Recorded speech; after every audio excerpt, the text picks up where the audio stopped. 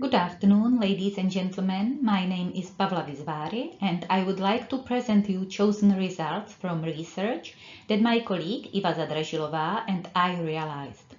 In this presentation, we focus on research results that I analyzed. Therefore, you will hear mostly me. But the data collection and teaching of the studied course was the work of my colleague. Both of us will be prepared for your questions after this presentation. You can also find more information about our research in our full paper. We can say that this presentation focuses on three areas. First, the information literacy level of students at Czech private Ambis University. Second, evaluation of campus-wide course taught by my co-author. And finally, comparison of these results with my original study at public Masaryk University. Besides describing a case study at a specific university, we are questioning the presumption of low quality of Czech private universities. The most spread attitudes about Czech private schools are that students are buying their degree and all of them will get it. Paid education is low quality and teachers are there only on paper, not investing their time and expertise. And only students who would get nowhere else study there. There is also the problem of unknown conditions in information literacy because regular research of information literacy and education at universities covers only public universities. Therefore, in our opinion, it is very important to look at the topic defined in this way.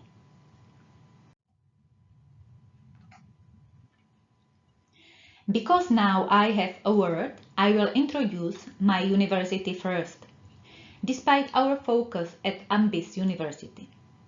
But do not be afraid, we will say only information necessary for the presentation.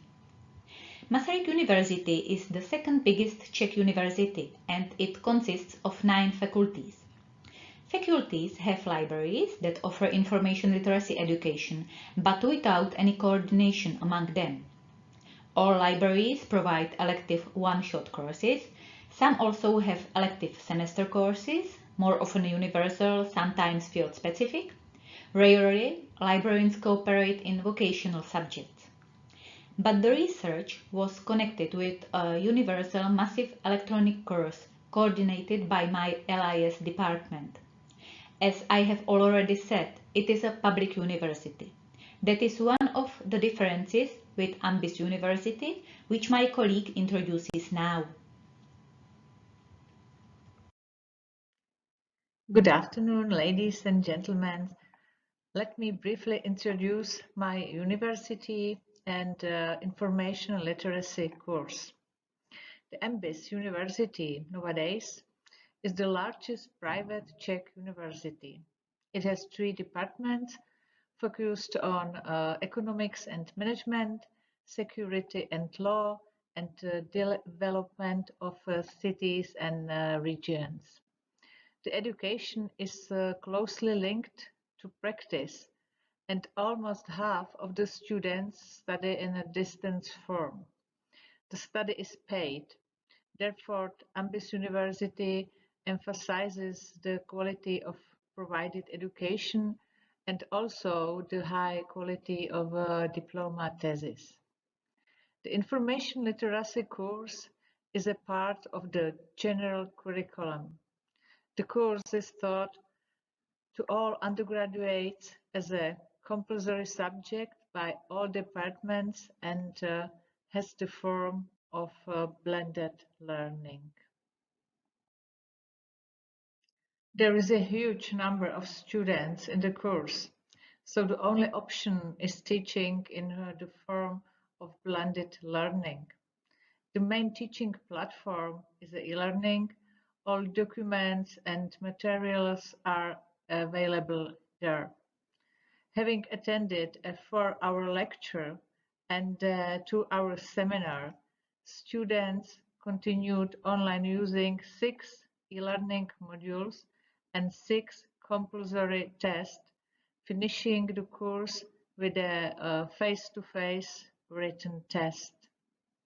The main idea of the course was that we should improve information literacy of all students. All of them need to defend their thesis to graduate. Because of this need, they are motivated to improve their information literacy and gaining credits. We use the ECIL standard for defining the content of the course because we want to improve students' information literacy not only for their academic life but also the practical one. As you can see on the slide, the topics, we put the same stress on information retrieval and access as on evaluation and rating. Finally, we can go to our research. We defined 12 topics in which we wanted to measure the level of information literacy. These topics are based on media and information literacy standard. We wanted to focus on access as well as evaluation and creation competencies. But we also considered the framework for information literacy for higher education and all steps to create scholarly text. Each topic was explored by a 5-level Likert scale for self-assessment and 2 multiple-choice test questions with only 1 correct answer. We created questions targeting different levels of Bloom's taxonomy. We used the same questionnaire or test, including both self and objective assessment before and after the course to compare students' results. We distributed it to all students enrolled in the course during the data collection during the winter semester in 2019. We got 1,163 pre-tests and 580 post-tests. Although we followed my original study, there were some methodological differences in both studies. The necessity was changing some questions to reflect slightly different course content, for example because Ambis University did not use the same technologies such as library catalog. Other changes did not match my beliefs as much. At Ambis University, they used only one version of the test for all data collections. It was the same version as the pre-test at Masaryk University. But we at the Masaryk University had 5 more versions for post-testing. My Ambis colleagues also did not use I do not know answer in the pre-test to limit guesses. And they missed one topic, effective reading, in the self-evaluation question metrics. Despite that, I think that results are very interesting. Now to our results. You see the demography of our sample on this slide. Ambis University had more than 4,000 students in 2019. Our research covered only bachelor's degree and mostly first-year students, and we got more than 1,200 students, which means that we described almost the whole population. We included students from all 3 departments, and we had slightly more women than men. Of course, we have more responses from the pre-test than the post-test because it was also answered by students that did not finish the course. To compare results before and after the course, we had more than 500 paired responses. In the original study, students self-evaluated clearly different in defined topics. But at this slide, with results from Ambis University, you see something different. This additional information may help to see it. There are almost no differences among the topics, only with few exceptions. Students felt significantly more confident searching on the internet. Compared to that, also searching, but in the databases, got the worst self-assessment. Also, information evaluation and creation of text got under average self-confidence. All 8 remaining topics had almost the same result. As I have already told you, we found differences between Ambis and Masaryk universities. At Ambis University, students did not differentiate among topics and they were generally more self-confident in information literacy. When we focused on topics, we found 3 of them with the above average difference in self-evaluation. In all of them, Ambis students felt more confident. These topics are information resources and information acquisition, presentation and publishing, and the most significant difference was in sharing and cooperation. On the other side, we found similarities of universities in searching topics where searching on the internet got the highest result and searching in the databases the lowest. The second lowest self-assessment got the creation of text at both universities. To discuss our results, we need to point out the problems of self-assessment. When we compare self and objective assessment, they do not correlate in almost all topics. The only exceptions were topics visualization and presentation, but the correlation was weak and negative in both topics. We also explored the correlation after the course when students had better awareness about the content of topics and their competencies, but also there we did not find the correlation. Besides that, there were only small differences in self-assessment before and after the course. Students felt more confident in the 3 worst assessed topics before they started to study the course, but still databases and text creation remained the worst self-assessed topics. All these problems led us to focus more on objective evaluation, which I will cover in the rest of the presentation.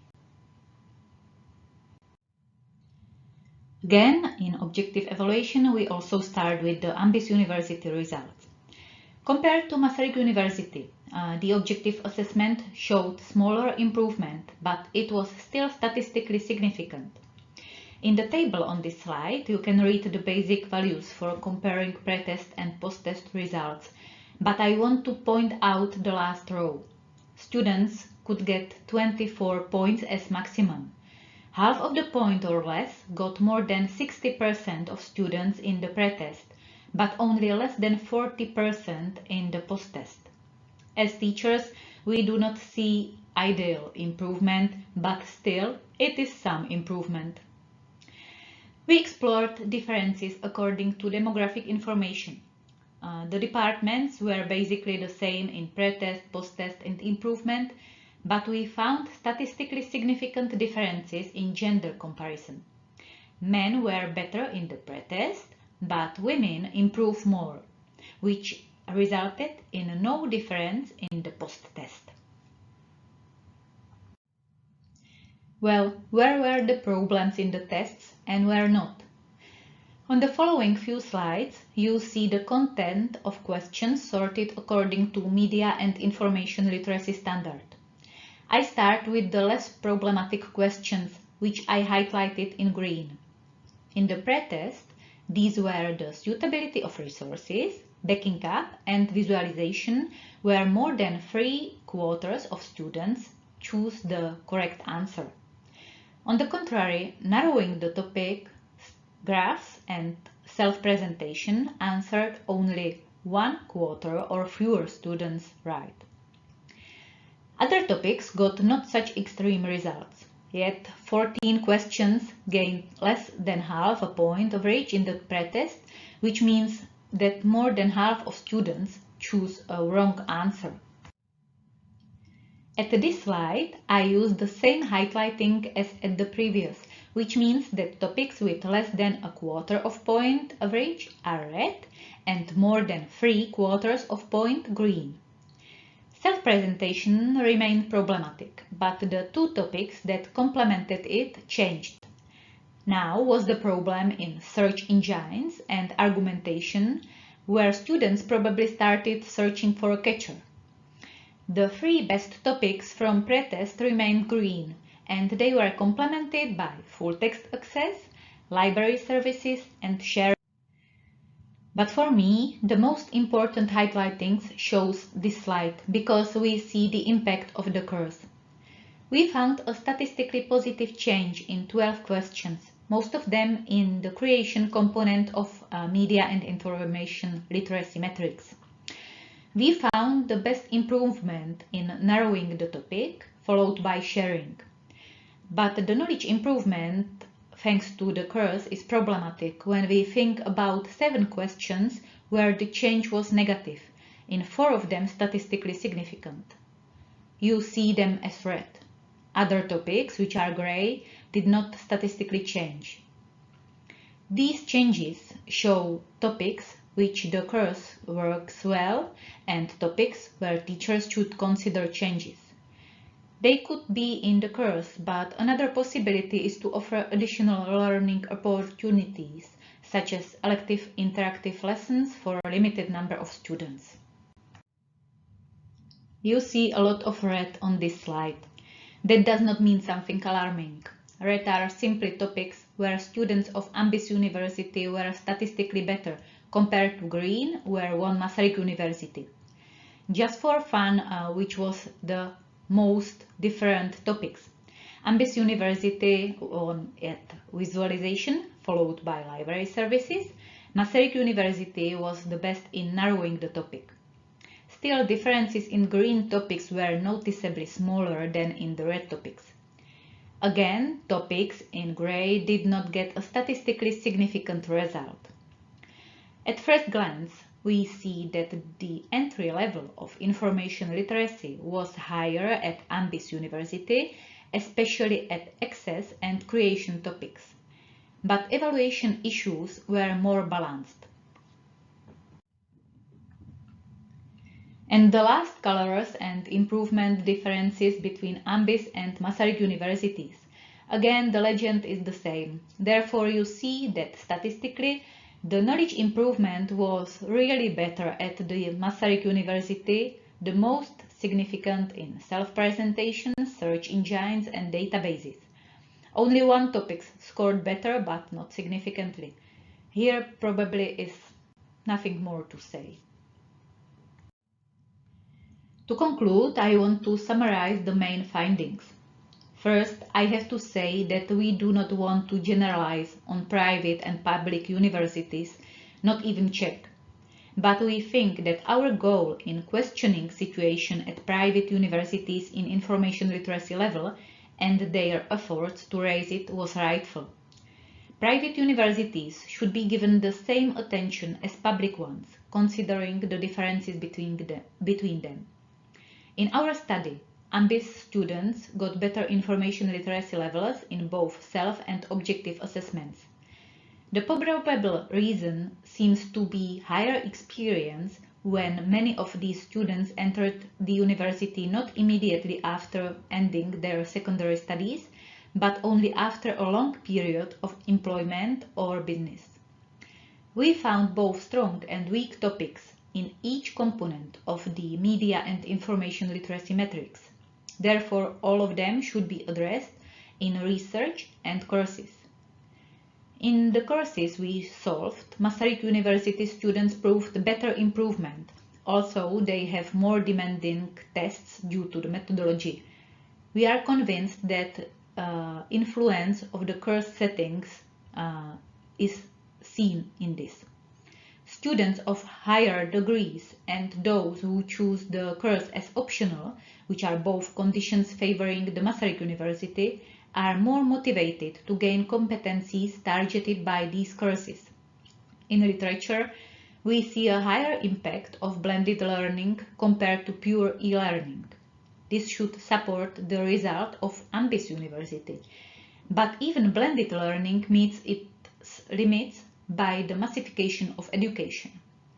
Whatever form the course takes, individualization and regular and deep feedback have a significant role. Despite discussed problems, differences and similarities, we conclude that our results showed that information literacy courses are needed and they have a positive impact, but they should reflect the needs of students at concrete university and be as student-centered as they could. By this conclusion, I summarized basic findings for us to work with our students' information literacy. But I hope you can find inspiration what to think about too. Thanks for your attention.